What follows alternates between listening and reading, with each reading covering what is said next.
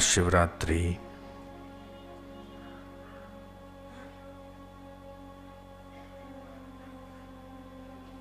ये वो उत्सव है, वो पर्व है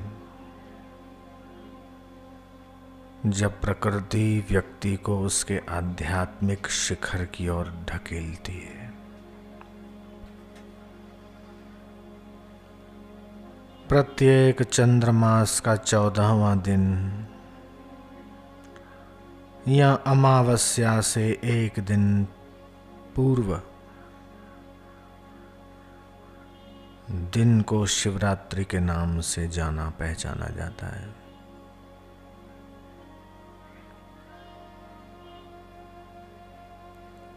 एक पंचांग वर्ष में होने वाली सभी 12 शिवरात्रियों में से यह महाशिवरात्रि जो अंग्रेजी महीने के फरवरी मार्च में पड़ती है, सबसे अधिक महत्व रखने वाली है। इस रात्रि में इस ग्रह के उत्तरी गोलार्ध की दशा कुछ ऐसी होती है कि मानव शरीर में प्राकृतिक रूप से ऊर्जा का एक ऊर्ध्व उमाड़ होता है। यह एक ऐसा दिन है जब प्रकृति व्यक्ति को उसके आध्यात्मिक शिखर की ओर ढकेलती है। इसी का उपयोग करने के लिए इस परंपरा में ऋषियों ने इस खास त्योहार की स्थापना कर दी जो पूरी रात मनाया जाता है।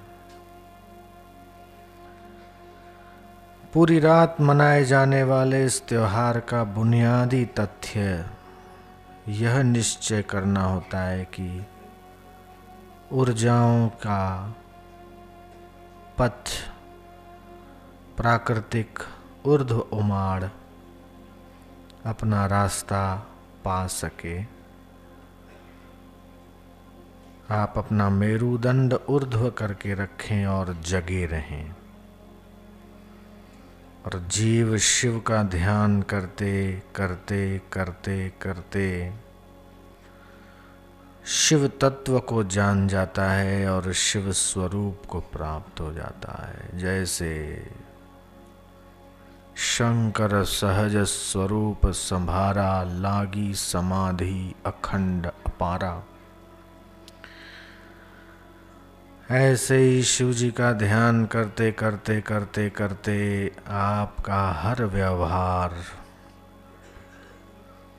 सहज समाधि में बदल जाए तो आपकी ये शिवरात्रि धन्य हो गई, ऐसा मैं समझूंगा। वे लोग जो पारिवारिक स्थितियों में रहते हैं वे महाशिवरात्रि को शिव की शादी की सालगिरह के रूप में मनाते हैं। सांसारिक महत्वाकांक्षा रखने वाले लोग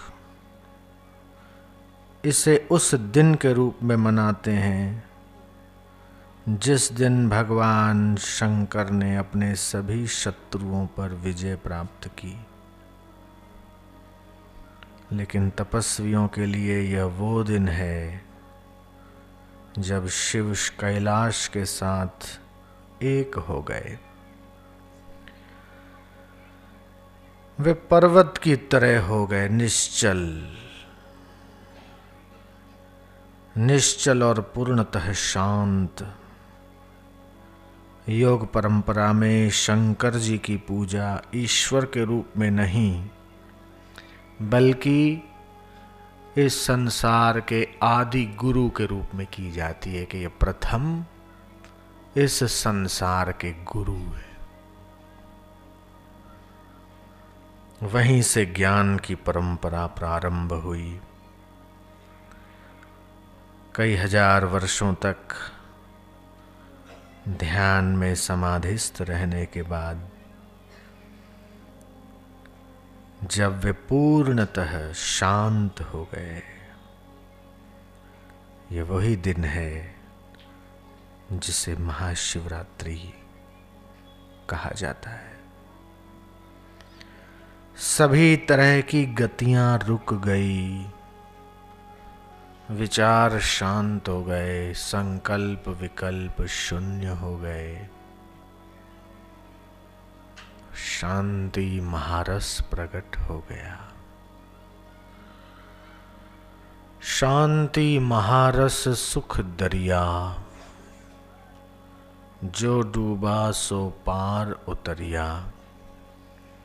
कोई विरला गोता मारे साधो, जो मारे भव पार उतरिया।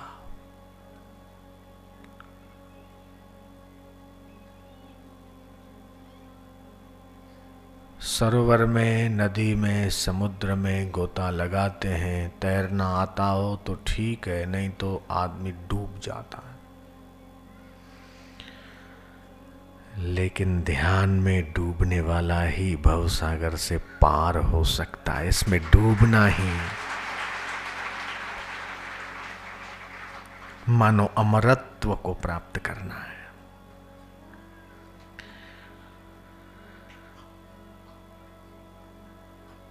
पौराणिक कथाओं के अलावा योग परंपरा में इस दिन और इस रात को बहुत अधिक महत्वपूर्ण माना। इसका कारण वे संभावनाएं हैं जो महाशिवरात्रि और आध्यात्मिक जिज्ञासु के समक्ष प्रस्तुत करती है। आधुनिक विज्ञान कई सारी अवस्थाओं से गुजरने के बाद आज एक ऐसे बिंदु पर पहुंचा है जहां वो आपको ये सिद्ध कर रहे हैं कि हर बीज का महत्व है,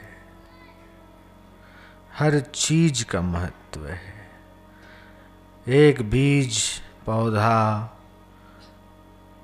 एक पौधा, एक वृक्ष, और फिर वह वृक्ष अनंत बीज बना सकता है।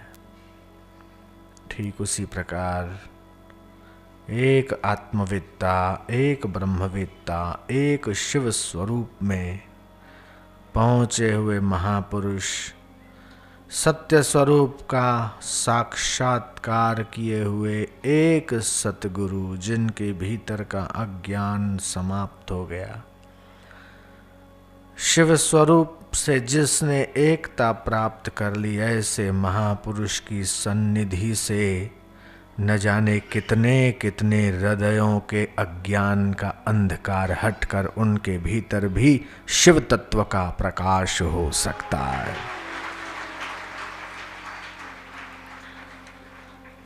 ये वो ऊर्जा है, ये वो आध्यात्मिक शक्ति है, ये वो ब्रह्म ज्ञान है जो लाखों करोड़ों तक पहुंचता है और उसमें कोई घाटा नहीं पड़ता।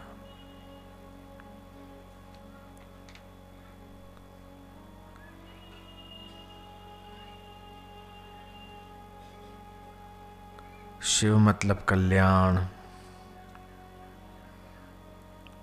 जिनकी 3 आंखें हैं, तीसरी आंख वो आंख है जिससे दर्शन होता है। हम सब की 2 आंखें तो इंद्रियां हैं, और ये मन कई तरह के मिथ्या दर्शन करता है। ये आंखें जो देखती है वो सब सत्य नहीं है। इन दोनों आंखों से सत्य का दर्शन नहीं होता। उसके लिए तो विवेक की आंख, ज्ञान की आंख, तीसरी आंख चाहिए। उसके लिए गहरी भेदन दृष्टि चाहिए। उस तीसरी आंख को खोलने के लिए न तो किसी डॉक्टर के पास जाने की ज़रूरत है, न किसी दवाखाने में, न अस्पताल में, न किसी सर्जन के पास। उसके लिए तो यही विश्वविद्यालय, यही यूनिवर्सिटी, यही अस्पताल, यही दवाखाना, ये गुरुकुल और ये आश्रम, यही अस्पताल है, और सद्गुरु ही महाडॉक्टर हैं, महासर्जक हैं।